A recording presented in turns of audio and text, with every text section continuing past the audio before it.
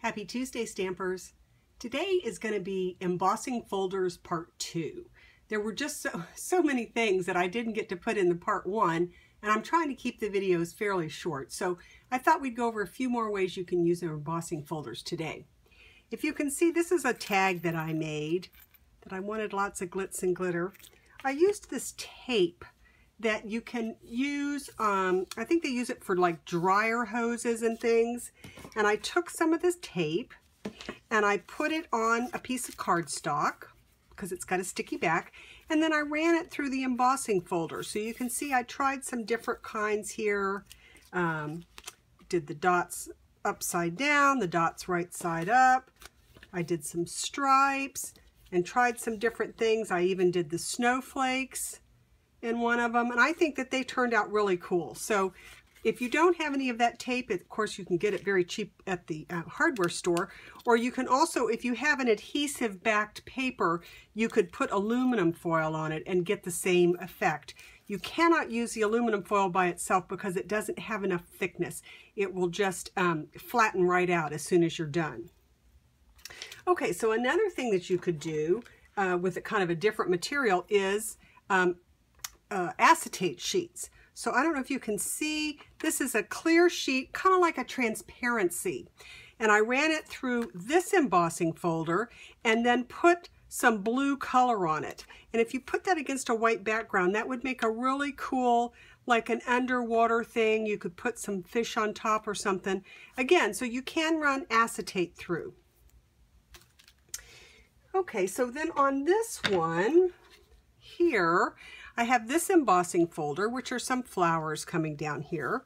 I embossed those through the machine and then I tore the edges, and I'm just going to mount it here.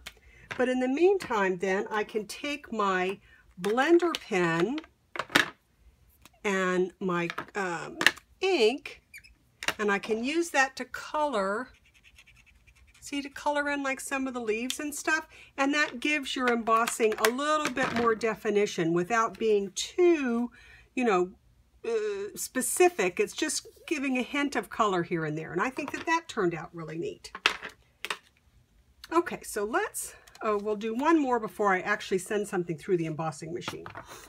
Okay, so this embossing folder, which I think is called like brocade or something, I brayered the color on here. I actually used the rich razzleberry and I brayered the color on, and then I closed it and ran it through the Sizzix. Now, when it comes out, it looks like this, which is really kind of a cool look. I mean, that would be nice on a card. But something else that you can do with it is to take your watercolor pen, okay, and you can use it and blend that color. Doesn't that look cool? Okay, and then that gives you a totally different look than if you just left the ink by itself. See, so I'm leaving some of it plain, some of it with the watercolor, and it gives you just, I think, a really beautiful background. So you can see that, which is really neat. Another thing on that same embossing folder, I ran it through, and again, this is just white, so then I can take some of my chalks. I have Stampin' Pastels, which are the ones from Stampin' Up. And I always use my finger, but you're welcome to use a sponge or anything else. And if I just use my finger and pick up some of the color here and rub it across where this is embossed, see how that also gives this a really cool color. And it just gives it a kind of a neat definition without, actually coloring it in like with markers or something.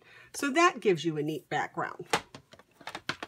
Okay, so another thing that we can emboss is vellum.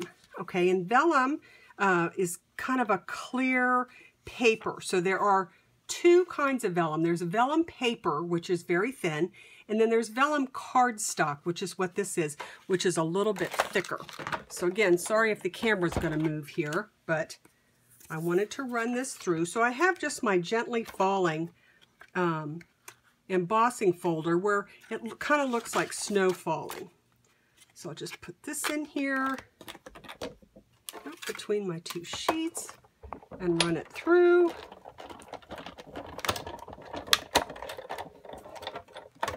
Okay, take it out. And the neat thing, if you can see, is when vellum is embossed, it breaks the fibers and it leaves it a white color. So see how much that just really looks like snow? And you could put it over any other color, really. I'm just going to take this blue up that we had used before and see how pretty that is to have the white. So this is especially nice for snowflakes or something like that where you want the background to be white. Okay, so then one last thing that you can do, and this was just, I thought, was a really, really cool thing. I took my birch trees. Okay, let me set this to the side just for a second. And I brayered the color on. I'm using not quite navy on this. You could use any of the darker blues. Okay. And I'm just brayering some color on.